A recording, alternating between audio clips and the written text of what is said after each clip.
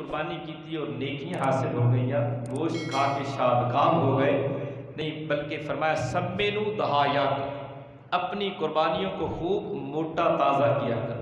اپنی قربانیاں کا خیال رکھو۔ فَإِنَّهَا مَطَايَاكُمْ عَلَى الصِّرَاطِ،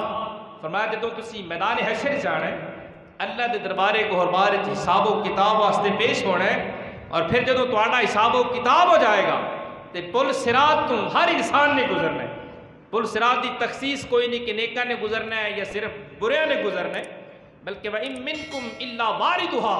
كَانَ عَلَى رَبِّكَ حَتْمًا مَّقْضِيًّا، اللہ قرآن سے ارشاد فرماتا ہے پل صراط تو ہر ایک نے گزرنا ہے، اور پل صراط دی جو تحقیق اور جو تفسیر اور جو دی تعریف اللہ دے پیارے محبوب علیہ السلام نے بیان فرمائی، بال تو باریکی اور تلوار تو زیادہ تیز، اس واسطے حضور فرما دے نے اتھے سواری دی تیار انسان کو ضرورت ہوئے گی نا،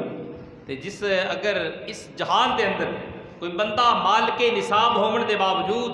طاقت وسعت اور گنجائش ہومن دے باوجود اگر قربانی نہ کرے، میرے آقا علیہ السلام نے فرمایا پھر وہ ساڈی عیدگاہ تک بھی نہ آئے،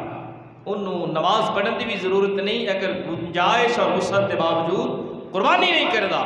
قربانی کرے گا پل صراط تے رب ذوالجلال دی جانور اس نو سواری دی صورت عطا فرمائے گا، سواری دی صورت، اسے واسطے فرمایا سمنوا دہایاکم، اپنی قربانیوں کو موٹا تازہ کرو، ان کا خیال رکھو۔ فرمایا پھر فَإِنَّهَا عَلَى الصِّرَاطِ مَطَايَاكُمْ، میدان حشر دے اندر یہ نہیں کہ اس جہان دے اندر گوشت کھایا ہڈیاں بسیدہ ہو گئیاں، گوشت کھا کے ساڈے جسم دا حصہ بن گیا، جانور ختم ہو گئے، یہ نہیں کہ مٹی ہو گئے، ایسا نہیں ہے، اللہ دی بارگاہ دے اندر اور اللہ دے خزانے رحمت جمع ہو گئے، اور قیامت والے دن انہی جانوراں اللہ پاک سواریاں دی صورت وچ قربانیاں کرن والے خوش نصیباں نوں عطا فرمائے۔